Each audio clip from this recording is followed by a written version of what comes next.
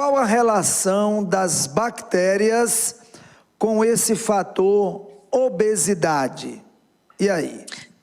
Tem uma relação importante, né? Porque e a gente pode pegar pelos animais, né? Animais de produção, esses principalmente aves, bovinos e suínos que são confinados, ou seja, eles são em grandes granjas que produzem esses animais para abate. Eles recebem, além de hormônios, eles recebem na ração uma grande quantidade de antibióticos. Por quê? Porque além de defender contra bactérias que podem causar doença, eles também fazem com que esses animais engordem mais rápido. Então, o uso de antibióticos, ele pode ajudar a gente a engordar. É claro que, assim, eu não sou contra o uso de antibióticos, eu sou contra o uso de antibióticos desnecessário. Então, quando você tem uma infecção bacteriana, você tem que utilizar um antibiótico. Quem vai poder dizer isso? O seu médico. Só ele vai poder dizer se você tem realmente a necessidade de utilizar antibióticos.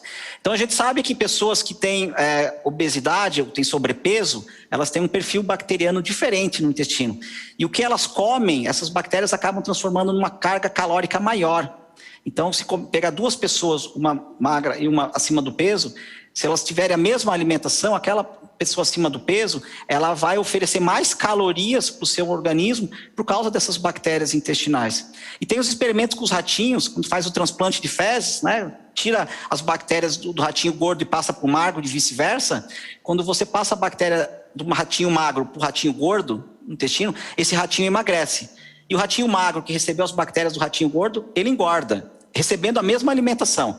Então há uma relação direta sim. A gente sabe que a humanidade ela vive uma epidemia de obesidade que dura mais ou menos 80 anos, que é exatamente o início da antibioterapia, né? Ou seja, quando foi descoberta a penicilina. Só reforçando, né? Antibiótico deve ser utilizado sim, sem dúvida nenhuma, mas somente quando existir uma infecção bacteriana. Doutor Alessandro, me diga uma coisa, assim como o vírus que tem a questão da transmissibilidade, né? A bactéria, ela também pode ser transmitida de pessoa para pessoa, ou como é que ela surge no corpo, né? Como é que se trata nesse ponto? Sim, depende do tipo de bactéria, né? Algumas são transmissíveis, né? A gente tem, por exemplo, os casos das infecções sexualmente transmissíveis, são transmissíveis de uma pessoa para outra, né? A gente tem a tuberculose, que é uma doença respiratória também, que hoje se fala muito pouco, mas a tuberculose já matou mais de 1 bilhão de pessoas na história da humanidade. A doença infecciosa que mais matou gente desde que existe o homem. Ela também é transmitida através de secreções respiratórias. Então, as bactérias que a gente acaba tendo a doença, elas podem ser transmitidas por outras pessoas ou, como eu falei, né, no caso da infecção urinária, é uma bactéria que está lá no intestino e acaba chegando na região inicial da uretra, principalmente das mulheres, né? As mulheres têm uma uretra curta, então elas são mais suscetíveis à infecção e elas podem acabar tendo infecção urinária por essas bactérias.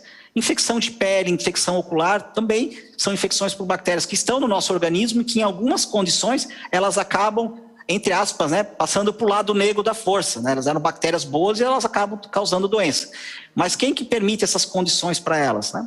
Nós, por exemplo, quando você utiliza muito sabonete, aqueles sabonetes bactericidas, isso não é bom.